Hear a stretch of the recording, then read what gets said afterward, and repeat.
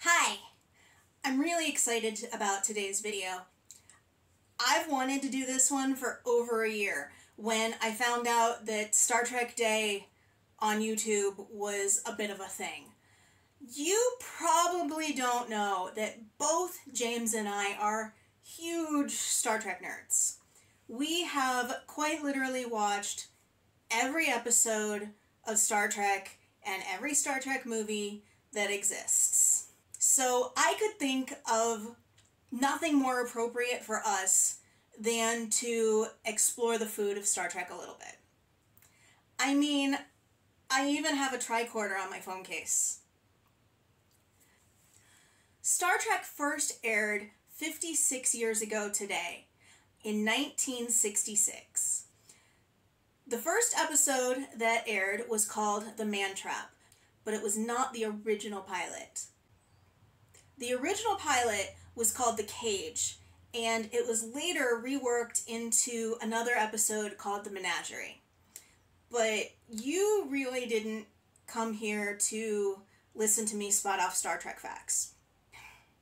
What we're actually here to do today is take a look at some of the food of Star Trek, or at least one of the quintessential dishes that first was introduced to us in the Star Trek original series episode Amok Time. If you're familiar with Star Trek, this is the episode where Ponfar was also introduced to us.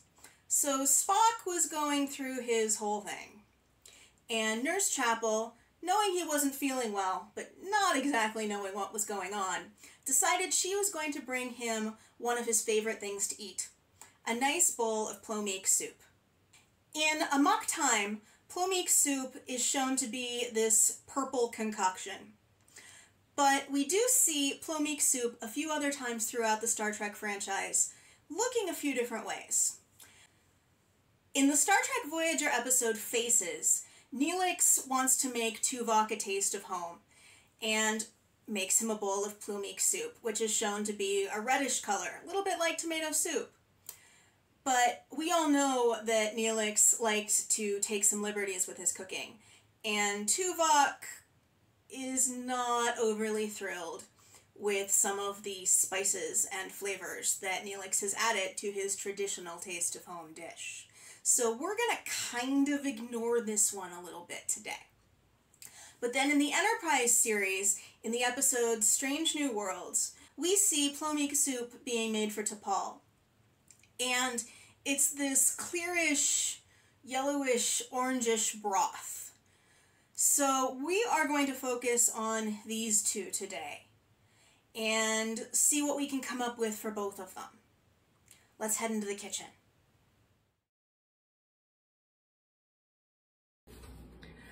Okay, so we know Vulcans are vegetarians, and we know that they don't like super intense flavors.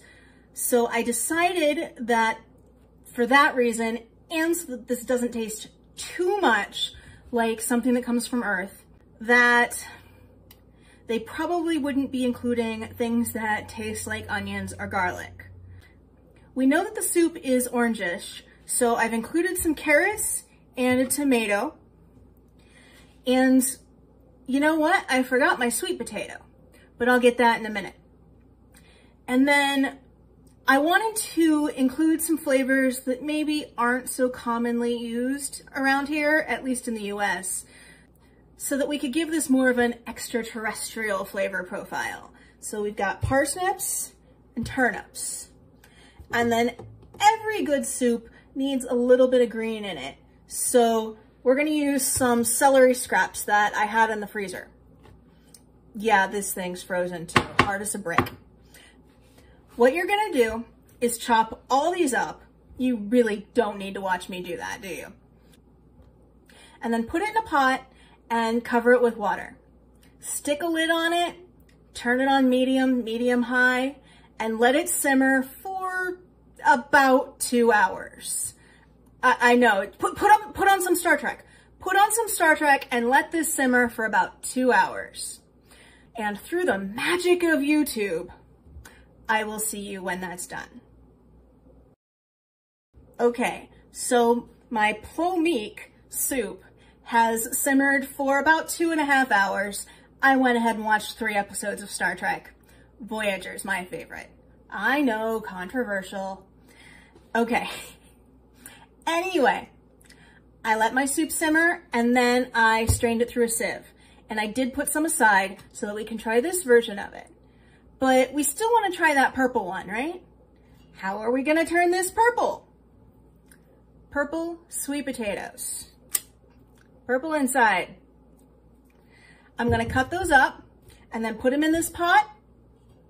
Probably stick a lid on it and let that simmer until those potatoes are soft. And then the only other thing I'm going to do is hit this with an immersion blender to get that nice creamy texture that stuck to the wall in Amok Time when Spock was not so happy with Nurse Chapel's offering. I'll get that done and I'll see you back to give these a try. Well, that wasn't too hard, was it? Let's see what we've got here. I can't very well tip the bowl to show you, so I did take a little bit of B-roll, which I will put here.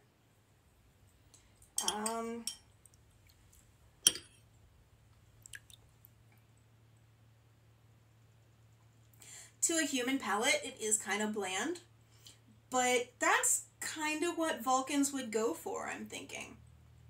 It doesn't taste specifically enough like any one earth vegetable that I'd put my finger on it. So, okay, this could be a reasonable facsimile of a fictitious root called a plomeek. Again, a human palate would probably put a little bit more salt in than I did. Maybe some Vulcans would even prefer that.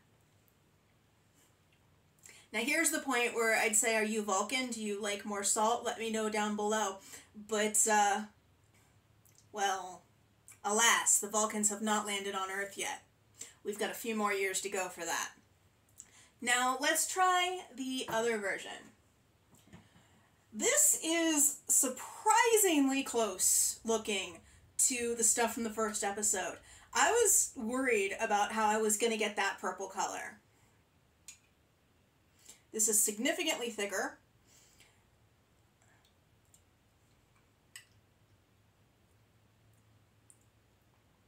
And has a strange, almost floral taste with a bitter afternote.